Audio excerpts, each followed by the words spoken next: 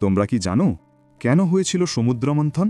পুরাণের সবচেয়ে জমজমাট গল্পগুলোর একটা হলো এই সমুদ্র মন্থন। চলুন জেনে নেওয়া যাক। সবকিছুর শুরু কিন্তু হয়েছিল দেবতাদের একটু অহংকার আর এক ঋষির মারাত্মক অভিশাপ থেকে।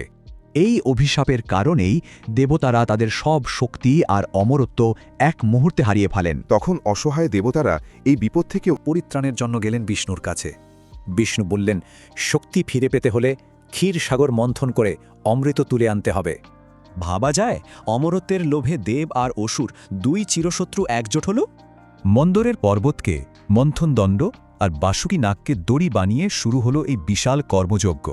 প্রায় 1000 বছর ধরে চলল এই মন্থন, আর উঠে আসতে লাগলো একের পর এক আশ্চর্য রত্ন। কিন্তু অমৃতের ঠিক আগেই উঠে এলো ভয়ঙ্কর হলাহল বিষ, যা সৃষ্টিকে ধ্বংস করে দিতে পারত। সৃষ্টিকে বাঁচাতে স্বয়ং মহাদেব সেই বিষ পান করলেন। তাই তার আর এক নাম নীলকণ্ঠ। অবশেষে স্বর্গীয় চিকিৎসক ধন্বন্তরী সেই অমৃতের পাত্র হাতে উঠে এলেন। কিন্তু অসুরারা কি আর কথা রাখে?